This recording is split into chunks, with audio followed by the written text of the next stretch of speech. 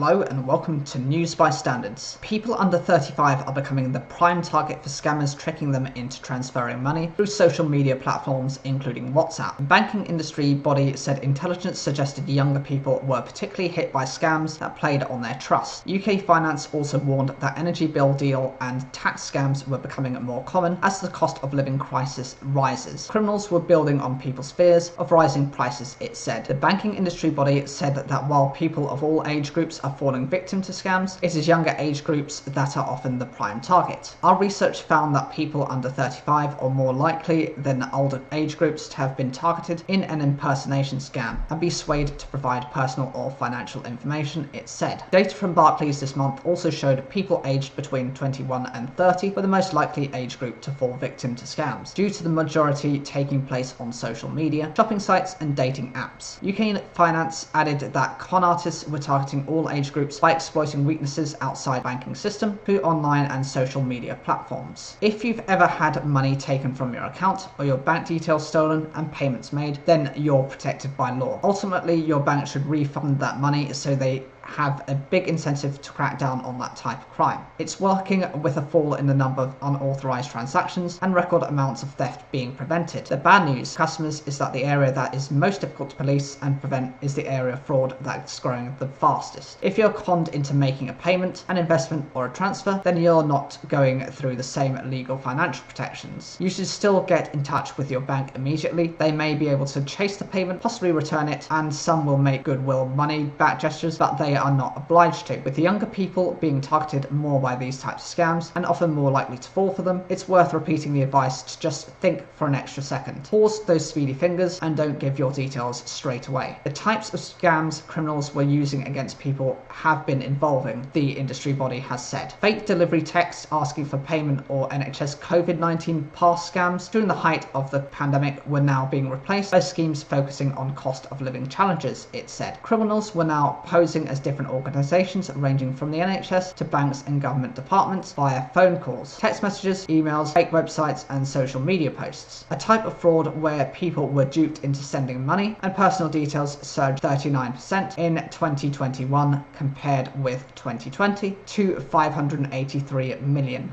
UK Finance has said this kind of fraud, known as authorised push payment fraud or APP, when victims think they are paying a genuine organisation, is on the rise and outstrip fraud losses on bank and credit cards, which fell by 7% in 2021 for the first time. However, less than half, 47% of the £246.8 million worth of losses were returned to victims of APP fraud. The banking trade body said impersonation scams, along with investment and so-called romance scams, were the most pernicious and prevalent. Investment fraud cases surged by 57% and impersonation scams rose 36% on 2020. Investment scams were where a criminal convinces their victim to move their money to a fictitious fund or to pay for a fake investment, accounted for the largest portion of losses APP crime in 2021, with losses increasing by 60% to 166.2 million. Meanwhile, money lost through so-called romance scams, where the victim is persuaded to make a payment to a person they have met, often through social media or dating websites, and with whom they believe they are in a relationship, more than doubled in 2021 to 30.6 million. Payment losses providers were only able to return £12.6 million, 41% of the losses from romance scams, mainly because payments were made over an extended period of time and criminals had moved money by the time the crime was reported. Overall, £1.3 billion, the most on record, was stolen through fraud in 2021, an 8% increase from the year before. Rocio Concha, which Director of Policy and Advocacy, said the scale at which people were experiencing authorised push payment scams was shocking. Yet all too often, victims face a reimbursement lottery depending on who they bank with, she said. The government has announced its intention to enable mandatory reimbursement for banks to transfer victims who are not at fault, and this needs to be brought in as soon as possible. TSB told the BBC it refunded 98% of its fraud cases in 2021, compared to 47% across all banks. Paul Davis, Director of Fraud Prevention at TSB, said it was disappointing that the industry's fraud refund rate has barely increased, with over half the money stolen by fraudsters still not refunded to victims at a time when people's finances are already